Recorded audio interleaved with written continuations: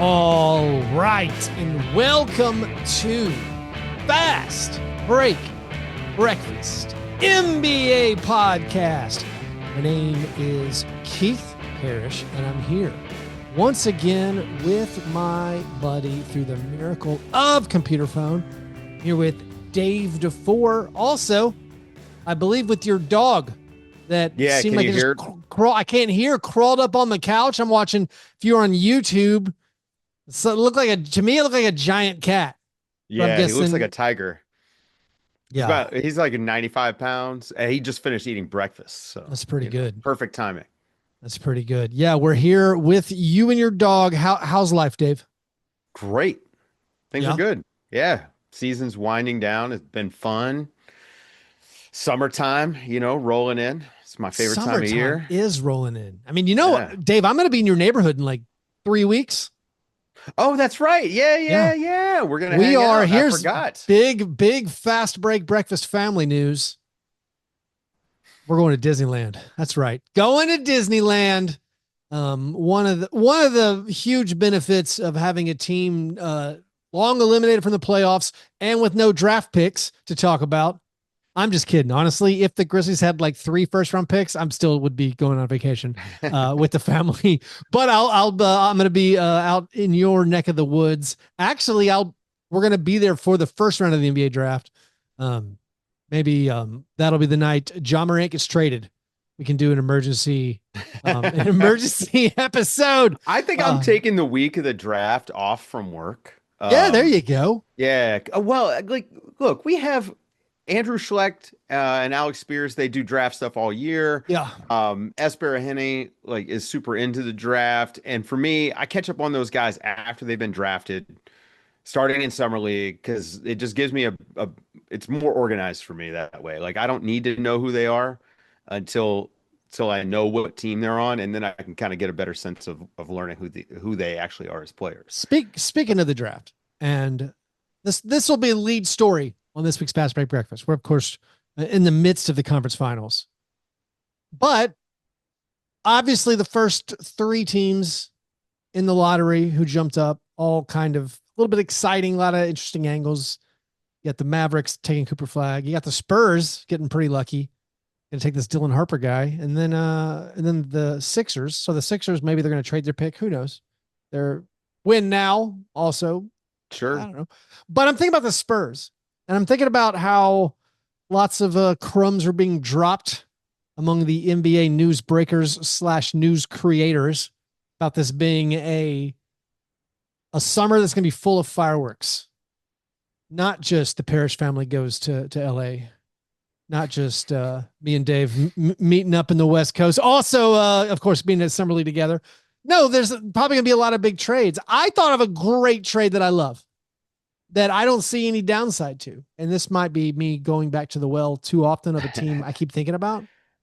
De'Aaron Fox for Kevin Durant. Who says no? What's the downside? Spurs probably said no. So I think there was interest there, as we're hearing. So we're hearing this interest. I think Suns, that's a simple, oh, absolutely. Like, yeah, that sounds amazing. I feel like the Suns got to include stuff to get the Spurs on board. The Spurs pitch, it clarifies some things.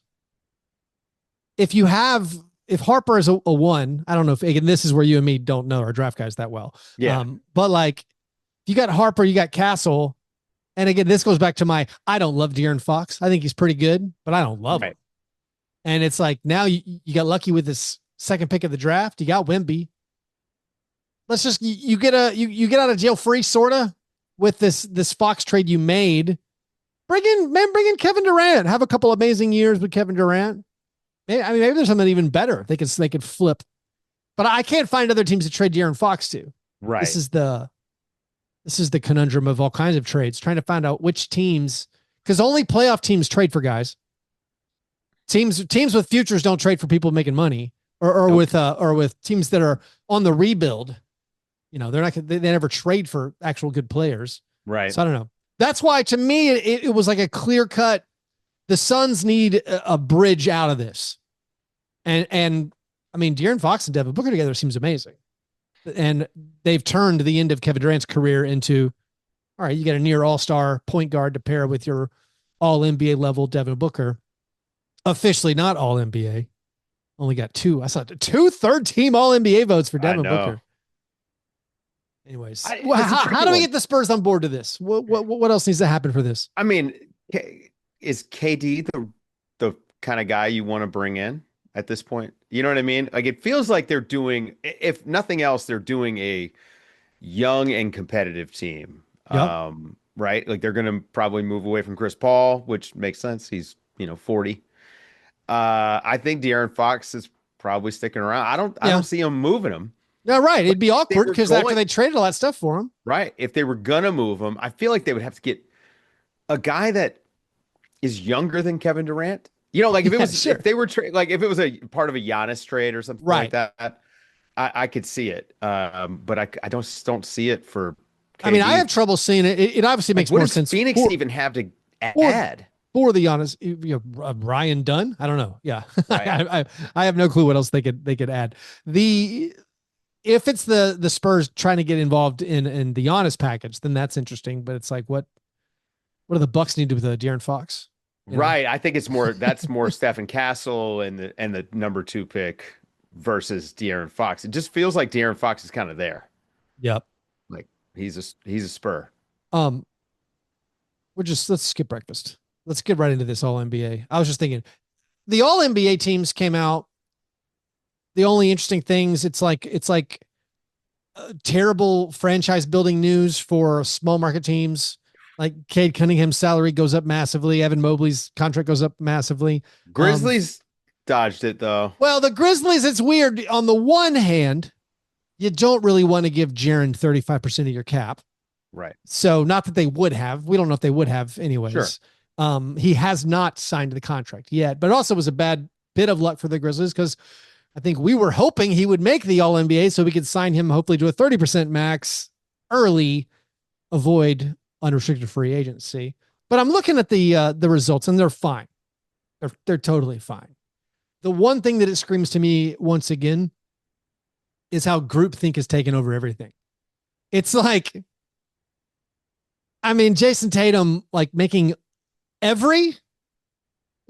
Jason Tatum, of course, should be all NBA first team, but with 100% of the vote, I keep getting mind blown with 100% of the vote on guys where it's like, all right, I get it for Shea and Jokic. Yep.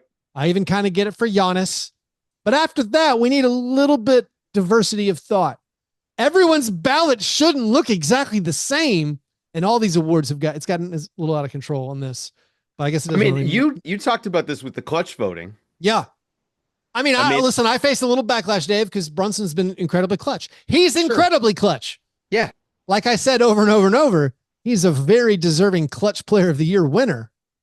But how he finished with 91% of the first place votes on a very abstract award when you still have guys like Halliburton out there, when Halliburton makes every single one of his clutch shots and get it all season. I was like, this is weird. How did this end up with such uniformity of thought in every single thing? How do you feel about Donovan Mitchell making first team? I mean, it's a regular season award. It's just like how it is like, right. You look at the Cavs with arguably historic season and it's like, well, you got to give somebody.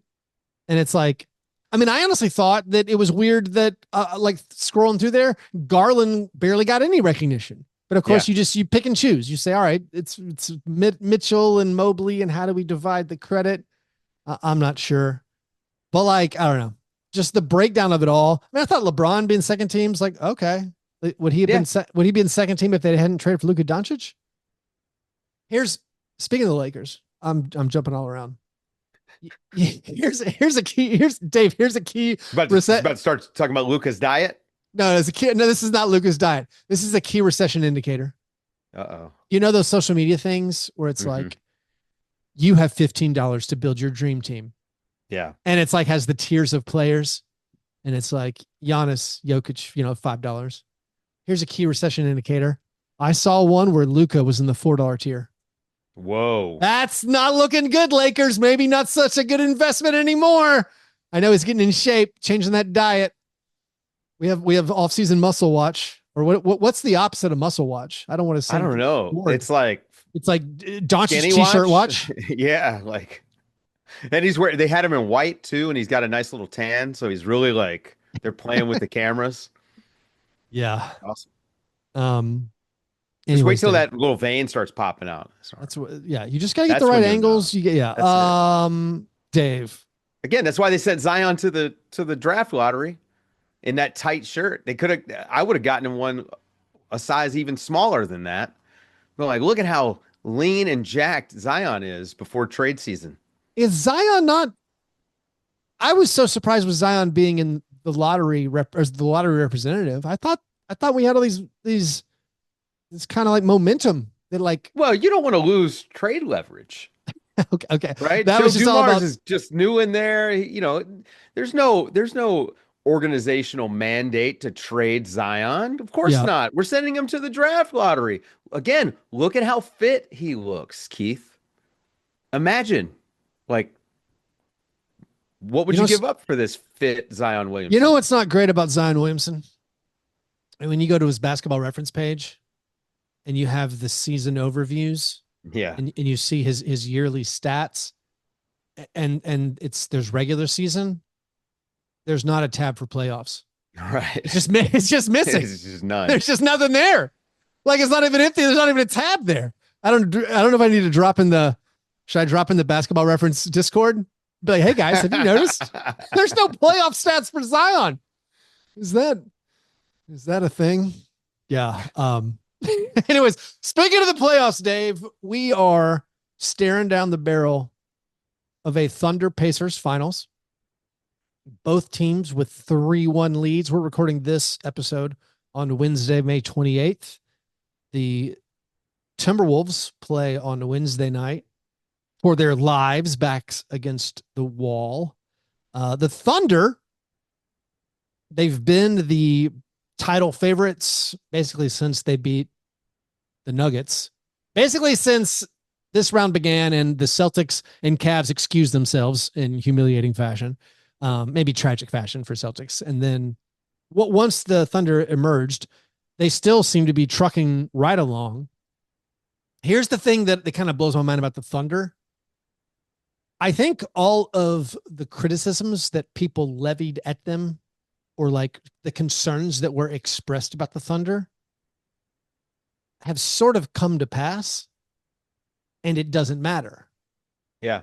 It's like, well, what if Aaron Wiggins or Isaiah Joe can't be depended upon and you need another guy? And it's like, well, guess what?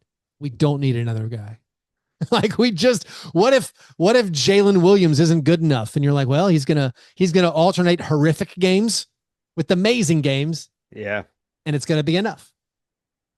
So like none of the worries of like, well, should Presti should he have went and got someone to fortify the squad? You never know how long your window's going to be open. He's like, what if I redshirt Topic? And then it's like, yeah, it seems like right now it's going to work out. Is this just are we at the beginning of the long reign of terror / a dynastic run, or will somehow the all NBA the max contracts, the super max going to Shea finally undo them? I mean, they've got like another few years before it's even a concern. Feels pretty repeatable.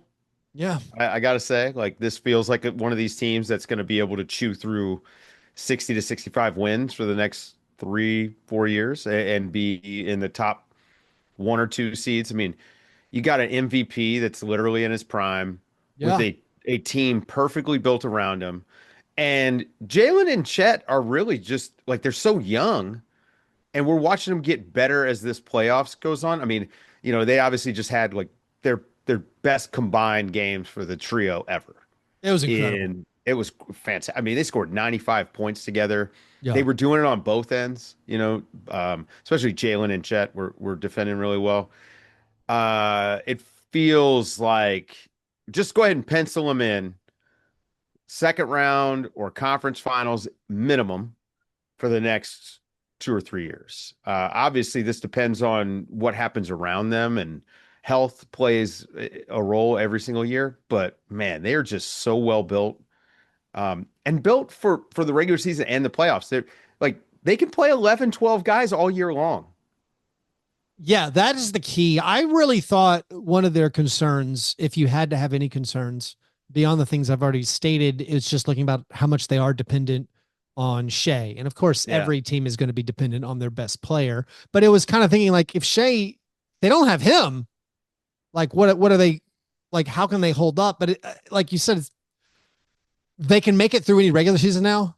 I think Yeah. without him. Also, when I think about how long their reign might go, I feel like you look at the rest of the league and how like it feels like every other contender is going to have like a machete taken to them upcoming, where it's like, so the Cavaliers, they've been eliminated since the last time we recorded. And it's like, well, what do they do? And I think you just run it. I would guess you just run it back. Got beat up playing two bigs 2 years in a row. They got to make a change. Something's got to change. So, but also, of course, they had injury issues, which was a big part of the story. Also, they're going to be super expensive. Like you can't, sorry, we're going to be talking Isaac Okoro salary dumps and things. It's like they're not going to run it back just because the cost is prohibitive.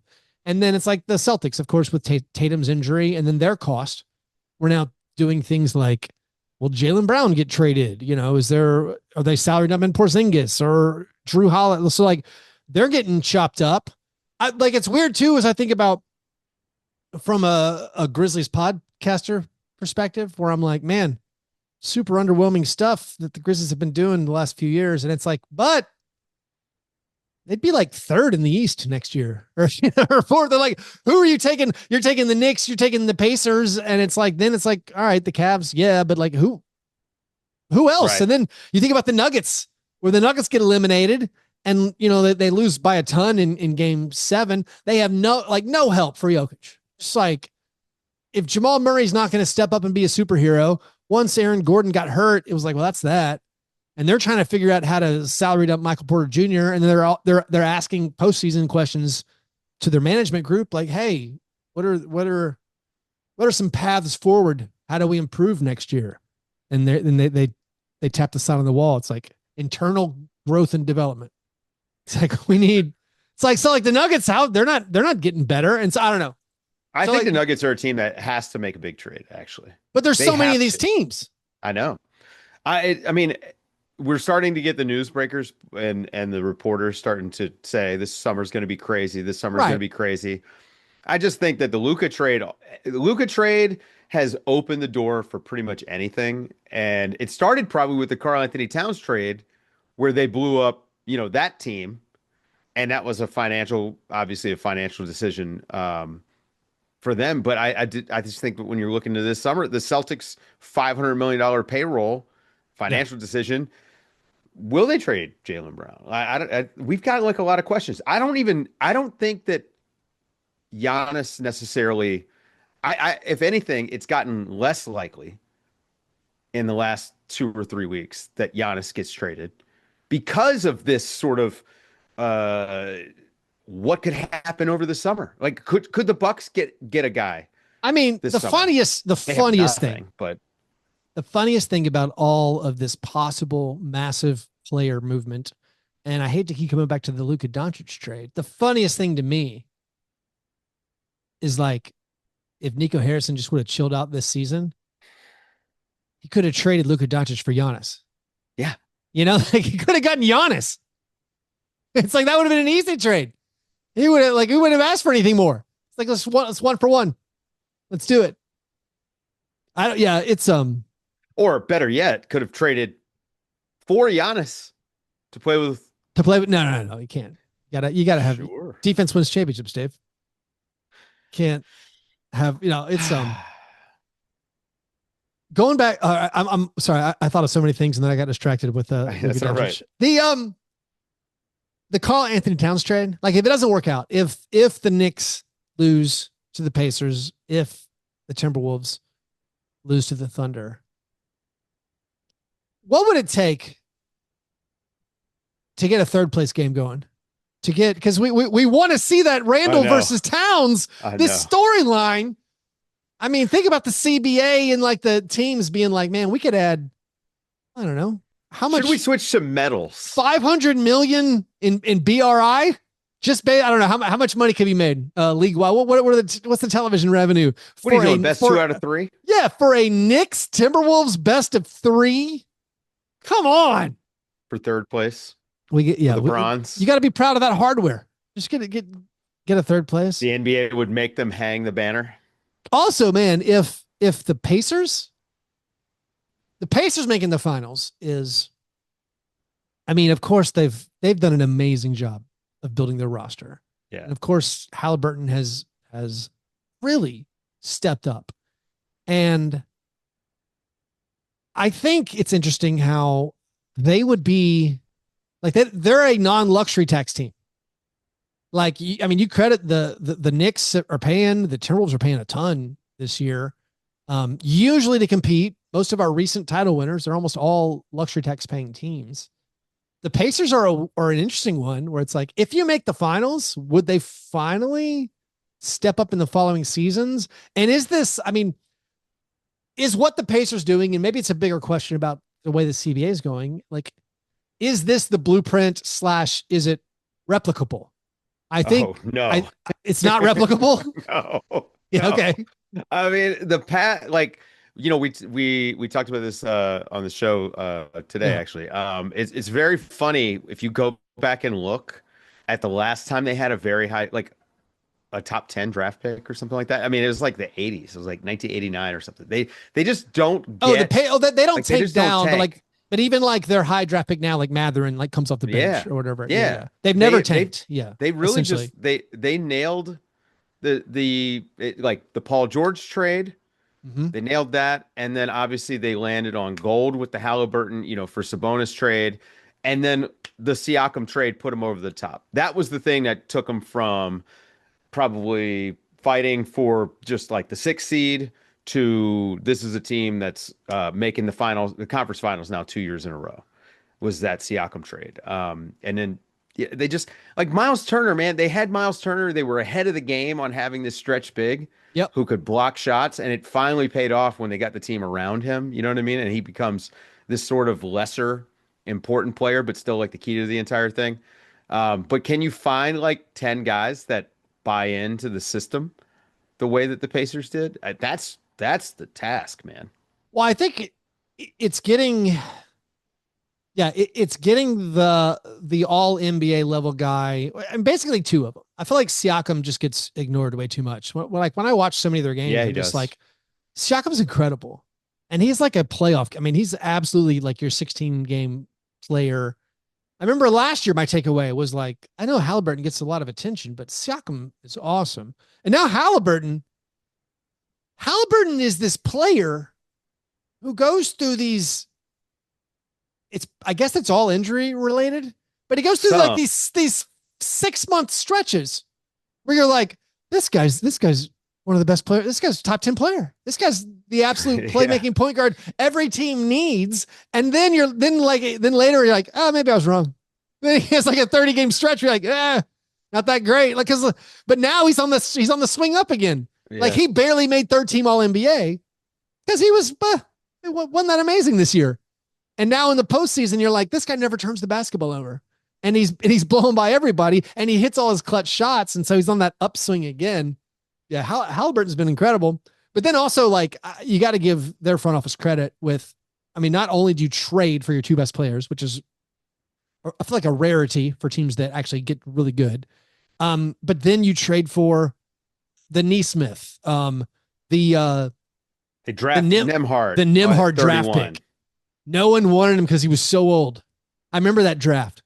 The Grizzlies took Kennedy Chandler like 2 picks later, because like those were like the point guards around that draft on the mock drafts. They were like in the 30s. You wouldn't want to create a point guard controversy by having Andrew Nembhard on the bench, because that guy needs to play. Yeah, and even identifying Obi Toppin, and they had a clear vision where they wanted to fast break. And they're like, hey, Obi Toppin's one of the best guys in transition. They even picked up Bruce Brown They were like, he's one of the best guys in transition. Back when they did that overpay, Right. because they're like, we have cap space, let's just pay him all this money, get him away, then use that Great overpay, to right? bring in Strategic Siakam. overpay. Then you're This is the thing about Oklahoma City, by the way, with Hartenstein. Yeah. That fat contract is sitting there. So, like he's got a player option, I think, after next season. Yeah. But that big money is sitting there for the next move that they want to make, if they're looking to do it. Well, Hartenstein is so important, but also Hartenstein arguably, if there's a single player that you could make a weird argument swung this season in the NBA, Mm-hmm. if the Thunder go on and win the title, Yeah. and you're like, if James Dolan had taken some of his sphere money, The Knicks really miss him, right? and said, just screw it, I'm paying a ton of luxury tax. Like, I mean, I can't remember that were they able to match if they wanted to? Like the money that I know it would have been a huge tax bill. Yeah. I can't remember if there was a limitation. It's a lot of money. But still, it's like, I don't know if they could have done it. When you say, I'm talking about legally, the Yeah. CBA would have remember. allowed them to pay Hardenstein. Yeah, I can't remember. But like them losing Hardenstein, like really, it sapped a lot of my enthusiasm. I remember from the Mikal Bridges trade. I was like, oh, this trade's awesome. Maybe it's an overpay when you just look in a vacuum the number of picks for Mikal Bridges, but with this roster, it seems awesome. And then when Hardenstein left, you're like, oh, I like it less now. And they traded for Cat. It got fun again. The other thing that kind of swings that Pacers Knicks series, I mean, it's still a toss up, and it's still like there are a lot of fortuitous events that led to the Pacers getting there, that led to the Knicks getting there, the Knicks staying healthy, not having to face, I mean, whatever. I don't know. I guess you give the Knicks credit for coming back in those 20-point comebacks against the Celtics. Sure. Like, it's wild. It's wild, the number of swings we've had. Even the Pacers, if the Pacers don't have that miracle, I mean, that game one is one of the all-time obviously everyone's pointing out the stats. No team had ever come back in the play-by-play era, had come back from 13 down with 2 minutes and 45 seconds left before. And the Halliburton shot bouncing 15 feet in the air off the rim and then going in. Like, if that just swings one way, the Knicks are in a pretty good spot right now. Right. But of course they're not. I mean, if they just pull off the win, again, if it's 2-2, yeah, you feel like they did such a good job, actually, even in the game last night of dragging the Pacers into the mud, like in the third quarter when the Knicks started getting to the free throw line and it just totally killed the Pacers' rhythm and momentum on offense. Yeah. I mean, the Knicks, they can grind a team down. But the truth is that the Pacers actually just did it faster, right? Like Nesmith is his big body, like Brunson goes 0 for 2 in the fourth quarter in time that mattered. Just wore him. They wore him out. Also, we're getting this weird, this like kind of difference between the time when the Knicks have only one of Cat or Brunson on the court, and they're like trying to figure out and they're so much better with just Cat, the ways to coexist. And you wonder if that's a matchup dependent thing, or how do they not figure this out sooner? I mean, you can't bench Jalen Brunson. No. And I don't know why you'd want to, because he's come through for you so often, over and over and over when it matters.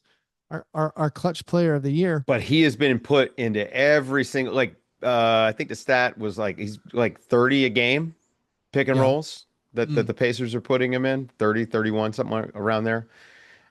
They're just eating him alive. He offers very little resistance on the defensive end. Yep. Dave, let's take a break and we'll come back, talk a little bit more about this beautiful game.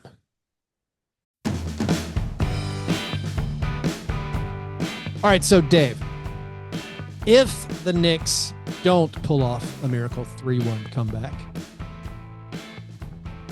do they just say, hey, bad luck, we run it back? Do they have to make, does Tibbs get fired because he didn't figure out enough about his team yet? Like, what are they supposed to do?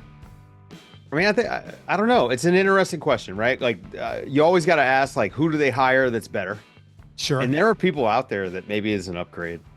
Um, but also at a certain point, you have to say we've been doing this way and running into the exact same problem for years now. Is this like you're getting incrementally closer, and maybe next year is the year that you break through with the same problem, or is there going to be a sea change, and maybe this is the series that opens up the eyes of Tom Thibodeau to realize that you need to have 10 guys ready to play when you get to the playoffs.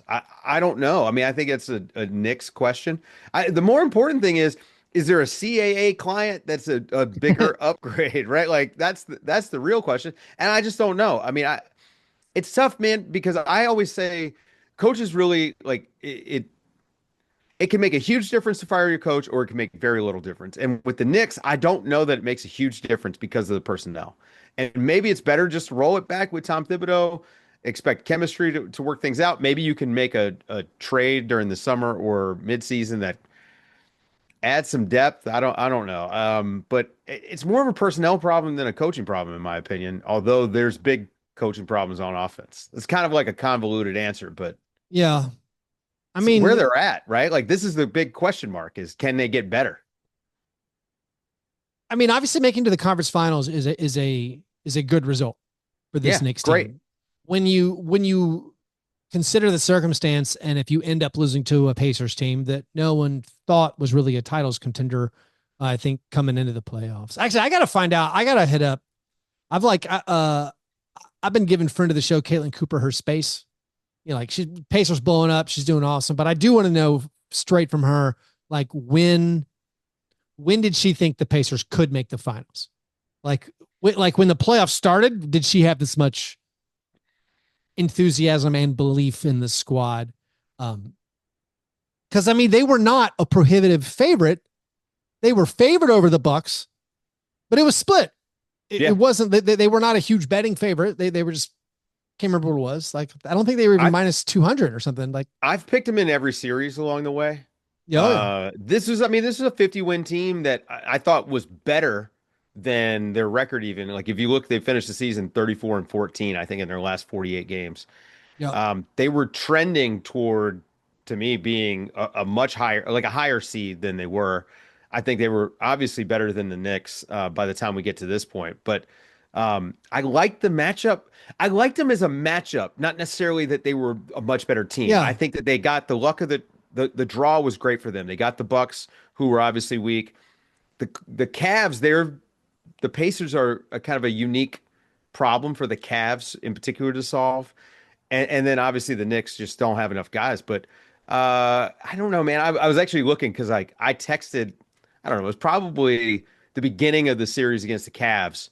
Oh, I think the Pacers can go to the finals. Yeah. And this was before we knew that Tatum was going to go down. But the Right. Pacers had played the Celtics so well the last couple years, even that I felt like that they had a good shot. Doesn't help because my eyes aren't on them as tight as Caitlin is, but maybe that helped me kind of realize what I was looking at a little bit sooner in the playoffs. But I don't know, man. Anytime you've got a team, like look at what the Thunder did in game one of the conference finals. They played 10 guys in the Yep. first quarter. That is a flex for the team to be able to do that. Hey, you know what?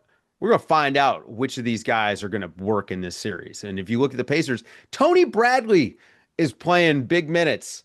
That Ben Shepherd is out Tony there Bradley guarding. coming back. It's crazy what they're pulling off, man. They're literally missing Isaiah Jackson. Like I can't believe they decided. I'll be honest. Did not know Tony Bradley was on the Pacers. When they're like, why would you? He wasn't playing. When they moved on from Thomas Bryant, because I'm watching the Pacers advance. I'm watching them beat the Cavs, and I'm like, they're playing Thomas Bryant, Laker legend, and I was then stunned. abandoned him in the next round. If all right, swapping conferences, if the Timberwolves aren't able to stave off elimination, they also have their roster questions, their salary questions. Like, what do you do with Naz Reid? Like, can hit the open market. Nikhil Alexander Walker, who had like the game of his life I mean, the guy's a good, useful player, but he's had some struggles in the postseason, and he's not Yeah. like really a guy whose shot has been able, or hasn't been dependable in the postseason. But maybe it's going up against his cousin. But like Maybe. he's having a great series, and his game 4 performance was outrageous. And he's a free agent, so I don't know what the Timberwolves are able to do. I mean, They got to address the Randall stuff because, like, as we're seeing in the playoffs, like it's up and down, you know? I don't know what I mean. I know the Thunder an amazing defense, and I know they were doubling Ant a lot, but like all the role players came through. The Minnesota team had an incredible offensive explosion. I mean, in the fourth quarter and in the second half, even with Ant not coming up with the biggest stats, he didn't make his 3-pointers, but like Randall not even being played because he was so ineffective with what we've seen already this postseason, Right. where he redeemed his entire like postseason career, his failures before being on the Timberwolves. Yeah, that's a question, and I mean, maybe it's just tough when you play the Thunder and they're so outrageously good. I don't want to look ahead, but like briefly indulge. If it's Pacers Thunder in the finals, which first of all, Dave, confession. Never in my life did I think there would be an NBA finals game within 5 hours of my house. Never in my life did I think within a 5-hour drive of Nashville. This is a shot at the Grizzlies, the Hawks, and the Pacers that I think there'd be an NBA finals. I know back in the 90s, early 2000s, the Pacers had this long stretch of being amazing. But still, those are 3 squads where I'm like, they're I think you could argue they're all well-run organizations, but they're not the big boys. But now with the Pacers possibly breaking through, I'm amazed. But anyways, looking ahead, will the Thunder be able to contain the transition points of the Pacers? Because that is one of the strengths it's the strength of both teams. Yeah. The Thunder were the best at stopping fast breaks all season. And then they're going to force turnovers. Meanwhile, Halliburton, arguably the best at not turning the basketball over. Right. Just coming off this, was it 14 assists, no turnover? It was a 0 15. turnover game, 15 assists, 0 turnover. He's like, what if Tyus Jones was good? And never, because like the Tyus Jones thing, never turns the basketball over. It's like, yeah, but come on. Thing is, Tyus Jones is like 6 feet tall. He's not allowed to turn the ball over, right? Like that's true too. But like just the volume of passes we're talking about that Halliburton's doing. Oh yeah. Compared to anybody else, it's unbelievable. Meanwhile, the Thunder are the best turnover forcing team. It's a fun mismatch. Hey, Rick Carlisle, veteran coach, been there before, knows how to push all these buttons. Mark Dagnall learning his way. The storylines for this finals is actually very cool. Potential finals, you're right. Well, I don't want to get burned, Dave. Have you seen anything out of the Wolves or Knicks that makes you feel like they can dig out from a 3-1 hole? The Pacers haven't lost all of these games in a row. The Pacers haven't lost 3 games in a row. They lost 3 games in a row in early March. They haven't lost consecutive games since then. None of those stats mean anything to me. Fair. I mean, the Knicks have been in these games. It's true. The Knicks have lost in spectacular fashion, and many of them. The Thunder, they lost by 42. They've had a couple of, these are close games coming down to the end of the games. We have people wanting to change the foul rules based on how these games ended. Dave, I know a lot of times I act like there's an easy fix to a complex problem. We all do it. It's not great. I think I have an easy fix to tanking, but there's still, let's be real, there's some drawbacks. I would love to see the NBA foul rules adjusted to more help out the defense. But like, none of these things have simple solutions. And I feel like people are always acting like they do. Like this, we got to get rid of the fouling down 3. There's no simple fix. There's a downstream effect. All of them have huge downstream effects. And I would like to see that whole end of game fouling free throw game taken out. Like just take it out from both teams, even the team that's losing. So people say that, you say that, that's your opinion, but like this is what we've gotten all these amazing comebacks. They're all from this. Sure. The Pacers having 3 miracle comeback wins this postseason run are because of fouling. It's because of fouling. If you don't have the fouling, none of these things happen. So like, why would we want to get rid of that? Saying you don't want to foul up 3. I mean, one way we could fix it, you could go back to continuation. Right. We used to have continuation. The defenders used to be terrified of touching the offensive player if you were up by 3, because if that guy just picks the ball up and shoots, it's 3 fouls. We changed that because of James Harden and Chris Paul doing the rip through moves, Damian Lillard. It was good. We changed that. Now it's become much easier to foul without allowing a 3-shot. I mean, there's pros and cons. It's just back and forth. Exactly. You're going to change something one way or the other. Yeah. I do agree though. Like, look, it's about the TV product, not the game. When we're talking about this, I think there's a differentiation. I would rather watch guys be able to at least attempt a 3, of course, when down 3. The defense being able to get an advantage through fouling. Yeah. Is something that I think should be looked at. But again, it's both sides though. I think it's also the trailing team. I don't love that either. There's got to be a solution, or maybe there's not, but there should at least be a conversation about a solution, because this happens often. They haven't really changed or adjusted the foul rules or the free throw rules all that much. I mean, it took them like 15 years after the 3-point line was invented to add the 3rd free throw on a 3-shot on a foul on a 3-pointer. Terrible idea. Terrible idea. It needs to be undone. Maybe. But also then you would have a situation where it's like, oh, well, we're going to foul the hell out of Steph when he's shooting 3s. So to briefly explain to any listener why I feel the 3-shot foul is terrible.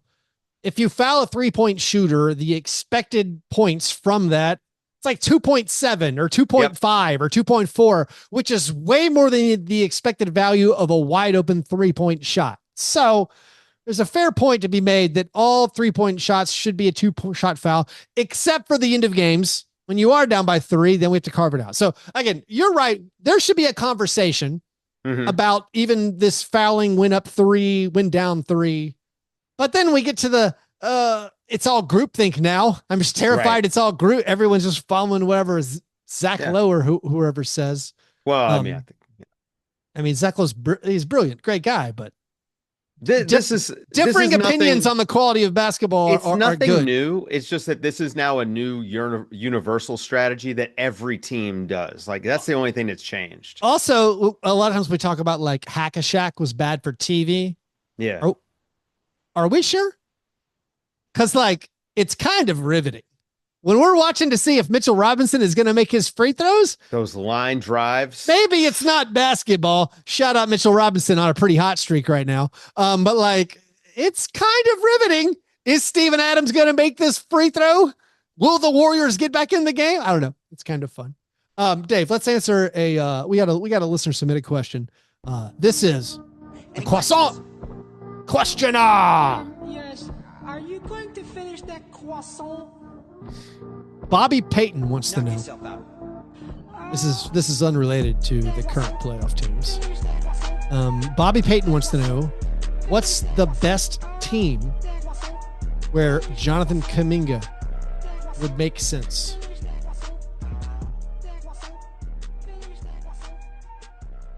Man.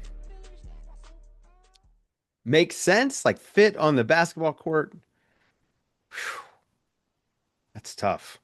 All right. Unrelated to salary. To me, one of the best teams where Jonathan Kuminga would make sense is the Indiana Pacers playing 20 minutes a night. Just coming off the bench. Maybe taking, I mean, like Mathurin hasn't had the biggest impact of this playoffs, right, but just having a bigger guy who's just a finisher. Yeah. Like another Obi Toppin-ish, like unbelievable athlete, just gets out and goes.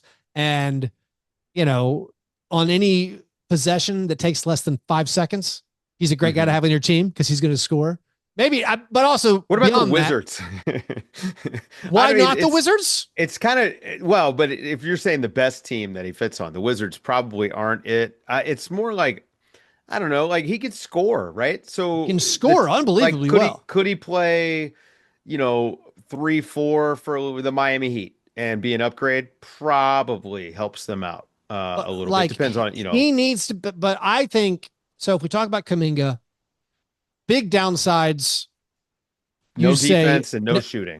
No defense, and then like the basketball awareness, whatever his NBA, I don't know what NBA Live calls it, or 2K. NBA Live used to be like offensive awareness. It's all a little bit low.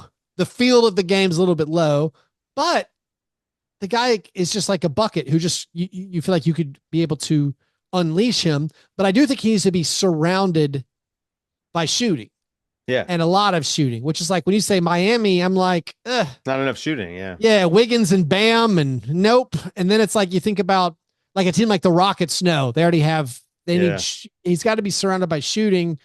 And I don't know exactly where that is. It's a team that needs a 3/4 that needs scoring that already has shooting around them. Like, that makes it harder. It's like, maybe he could play like for the Bulls. They don't have any forwards. Yeah, because they just don't have anybody who kind of fills that role. You could see him at the 4, maybe next to Vooch. But honestly, there's not a lot of really good fits for him. I mean, just looking through the league, and you wind up looking at Utah. What about Wizards? What about the Pistons? I mean, I know they kind of got Tobias Harris in. You got Ron Holland on the ascendancy and Asar. The thing is, Kuminga would be worse Tobias Harris. Not great. Yeah. And I just don't see it, man. That not working out for the Warriors is going to set them back because I just don't know what they can get for Kuminga. Santi Aldama straight up. He would be interesting for the Grizzlies. He would be. I mean, you don't love it with Jaws not floor spacing, but I mean, just a 3/4 who would just bucket some points. And it's like, I don't. But yeah, it's hard.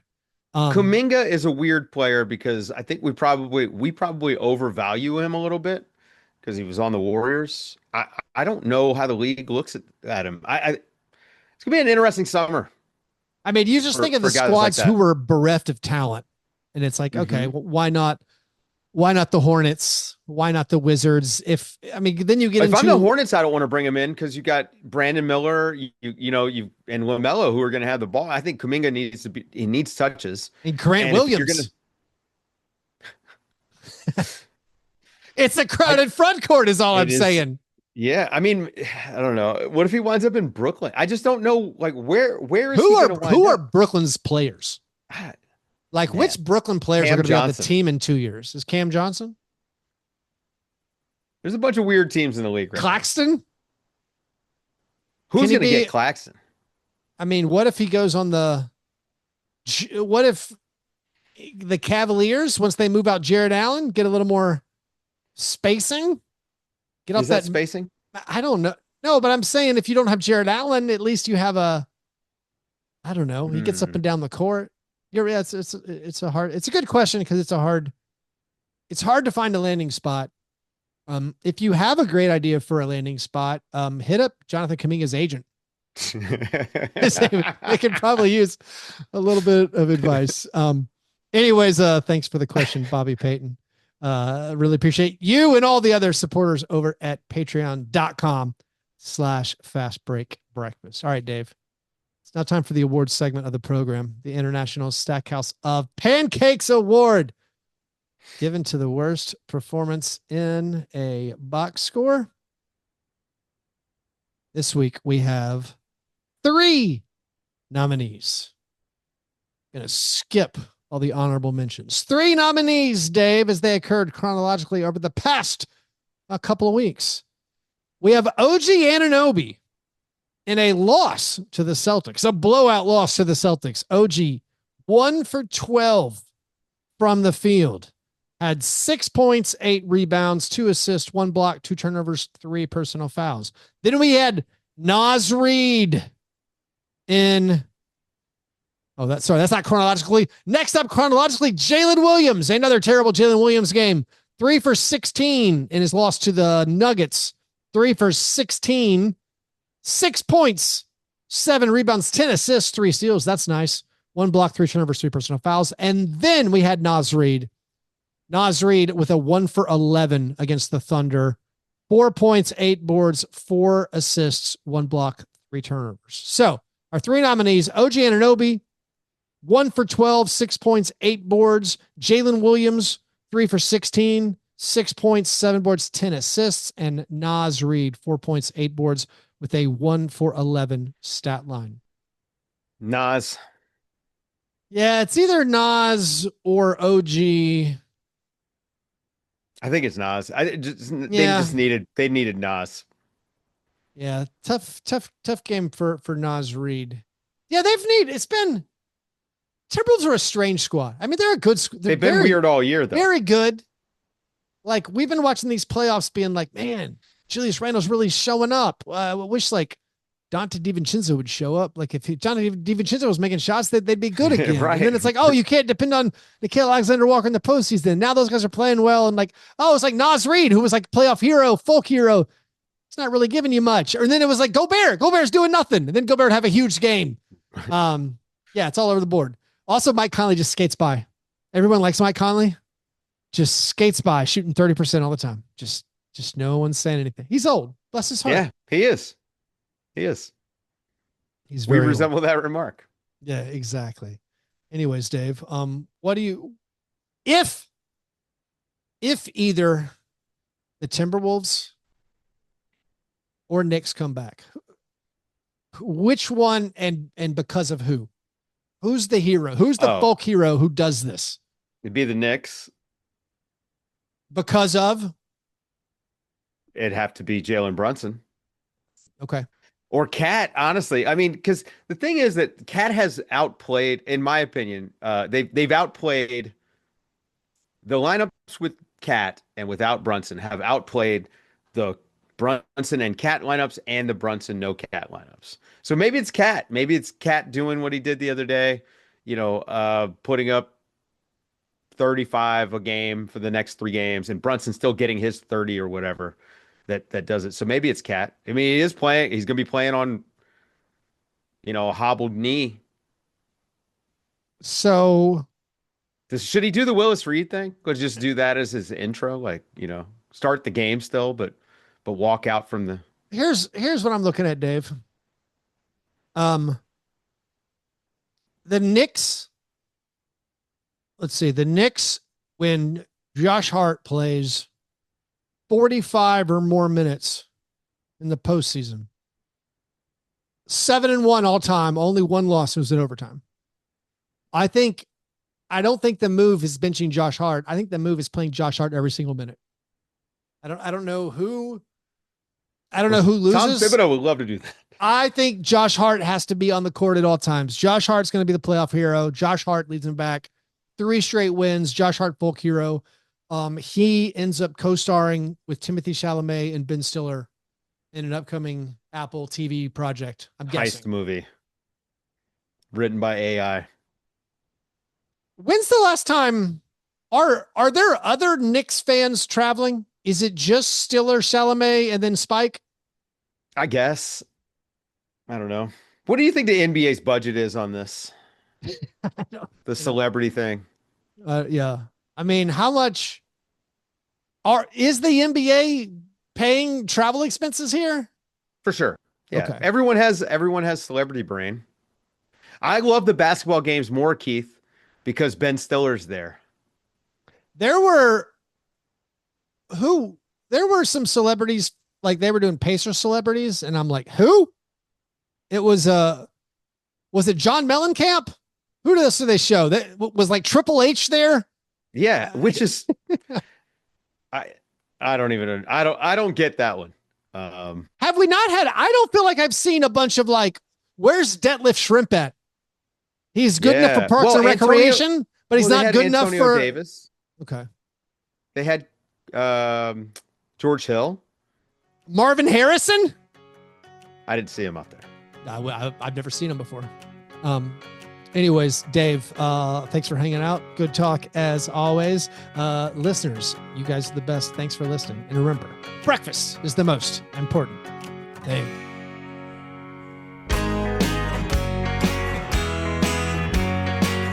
Yeah, never apologize for being G&G. Fastbreak Break, man. You understand?